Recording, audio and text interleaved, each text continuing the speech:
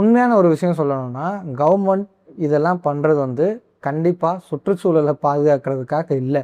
அதையும் தாண்டி பல விஷயங்கள் இருக்குது. அவங்க கையில் இருக்கக்கூடிய ஃபாரின் எக்ஸ்சேஞ்ச் ரிசர்வ் அப்படின்னு சொல்லக்கூடிய அந்நிய செலாவணியை பாதுகாக்கிறதுக்காக தான் இந்த விஷயங்கள்லாம் பண்ணிகிட்ருக்காங்க. ஃபாரின் எக்ஸ்சேஞ்ச் ரிசர்வ் அப்படின்னா என்னன்றதை புரியும்படியாக எளிமையாக சுருக்கமாக சொல்கிறேன், தெரிஞ்சுக்கோங்க. ஒரு நாட்டோட மத்திய வங்கி, இப்போ நம்ம நாட்டில் இருக்கக்கூடிய ரிசர்வ் பேங்க் ஆஃப் இந்தியா, அங்கே வந்து வெளிநாடுகளோட சொத்து வந்து அவங்க வச்சுருப்பாங்க. அவங்களோட கரன்சியாக இருக்கும், கோல்டு, அப்புறம் ஃபாரின் கரன்சி, இதுகள் எல்லாமே ரிசர்வ் பேங்க் ஆஃப் இந்தியாவில் அவங்க வச்சுருப்பாங்க. இதுக்கு பேர் தான் அந்நிய செலாவணி அல்லது ஃபாரின் எக்ஸ்சேஞ்ச் ரிசர்வ். இது வந்து அவங்களுக்கு எப்படி கிடைக்கும் அப்படின்னா, வெளிநாடுகள்லேருந்து நம்ம நாட்டுக்கு இன்வெஸ்ட்மெண்ட் பண்ண வரவங்க அவங்களோட கரன்சியை நம்ம நாட்டுக்கு கொடுப்பாங்க.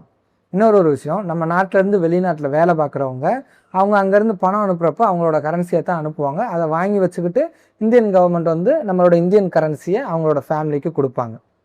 நம்ம நாடுலேருந்து எக்ஸ்போர்ட் பண்ணி சில பொருட்களை பல நாடுகளுக்கு கொடுப்போம். அப்போ அந்த பொருளை வாங்கக்கூடியவங்க அவங்களோட ஃபாரின் கரன்சியை நம்மளுக்கு கொடுப்பாங்க.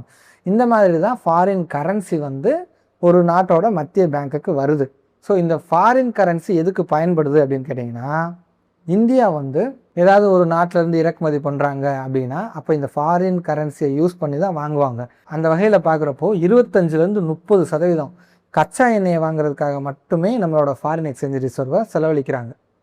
ஸோ நம்ம வந்து ஒரு தற்சார்பாக ஒரு எரிபொருளை நம்மளுக்கு நாமளே உருவாக்கி வச்சுக்கிட்டோம்னா அந்த 25% மிச்சப்படுத்தலாம். ஸோ அந்த ஃபாரின் எக்ஸ்சேஞ்சை வச்சு நம்மளோட நாட்டோட கல்வியாக இருக்கட்டும், நம்மளோட இன்ஃப்ராஸ்ட்ரக்சரை முன்னேற்றதுக்காக நம்ம பயன்படுத்தலாம் அப்படின்றது கவர்மெண்ட்டோட தாட்டு. இன்னொரு விஷயம் என்னன்னா, அதிகமாக நம்ம வந்து இந்த எரிபொருளுக்காக பிற நாடுகளை சார்ந்திருக்கிறப்போ, ஒரு இயற்கை பேரழிவு வர்றப்போ, போர் வர்றப்பெல்லாம் எரிபொருள் தட்டுப்பாடு வந்துடுது. இதனால் எரிபொருளோட விலை அதிகமாகுது. ஸோ இந்த மாதிரியான பல பிரச்சனைகள், இதுகளுக்கெல்லாம் முற்றுப்புள்ளி வைக்கணும் அப்படின்றதுக்காக தான் நம்மளுக்கு நாமளே ஒரு எரிபொருளை உற்பத்தி பண்ணி ஆகணும் அப்படின்ற ஒரு சூழ்நிலைக்காக தான் எல்லாரையுமே ஈவியை நோக்கி புஷ் பண்ணிட்டு இருக்காங்க. அதுதான் உண்மை.